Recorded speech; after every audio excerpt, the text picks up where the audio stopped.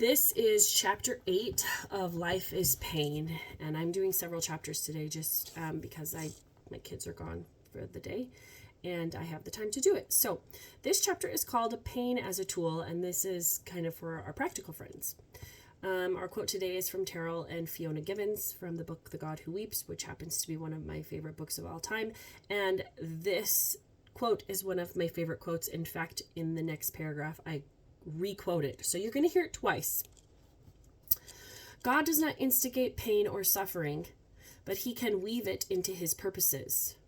God's power rests not on totalizing omnipotence, but on his ability to alchemize suffering, tragedy, and loss into wisdom, understanding, and joy. This earth is a pain fest. We inflict it upon ourselves and one another the way that God puts dew on the grass and stars in the heavens, and that is as it must be. And just FYI, I might talk about pain as God's tool, but let me be clear up front. God does not make our pain.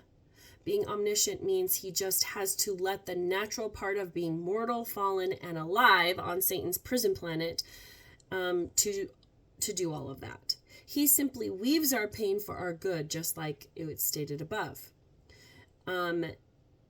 So God's power rests not on totalizing omnipotence, but on his ability to alchemize suffering, tragedy, and loss into wisdom, understanding, and joy. And they also say that God does not instigate pain or suffering, but he can weave it to his purposes.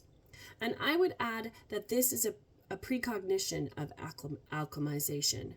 When it is for our best, God allows pain and plans ahead for it, organizing situations and people around that pain that will and does come.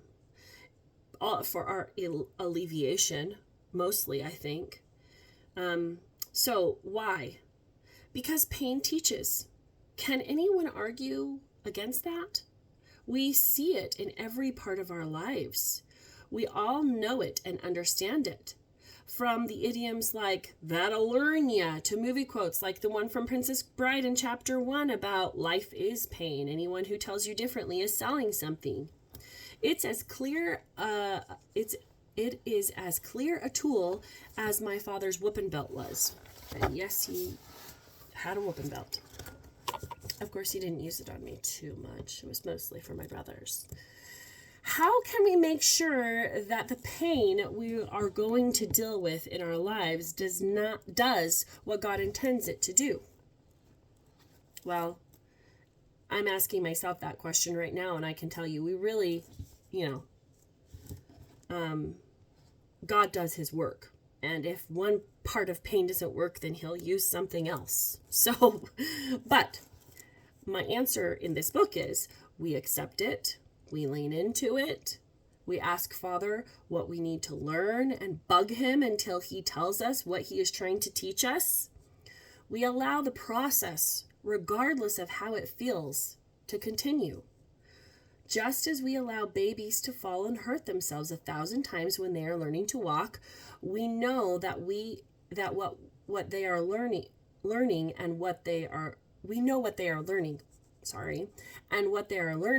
is vital. Life needs to be hard enough that we know that we did not do it on our own. God put the Israelites in challenging situations on their exodus out of Egypt.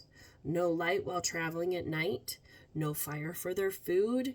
It needed to be hard. And ye shall know that it is by me that you are led, is a quote from Exodus. Life has to be hard enough that we know that the only way we got from point A to point B was through the promises and covenants we made with God. And because of the sacrifice of Christ and through the promptings of the Holy Ghost. We need to have the information in our bones. We need to see that every blessed day God involved himself in our lives, protecting us, teaching us, leading us, and loving us. But most importantly, we need to know down to our mitochondria that God cares about his covenants. Keeping them is literally what makes him God. and that he has made covenants with you.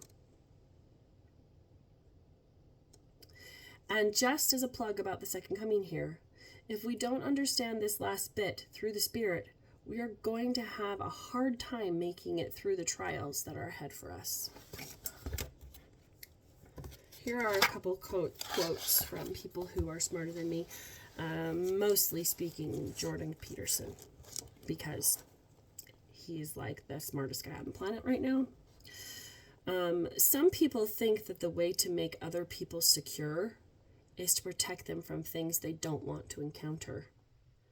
There isn't a clinician who is worth their salt that would ever make that claim, though. The way you make people resilient is by exposing them to things they are afraid of and that make them uncomfortable.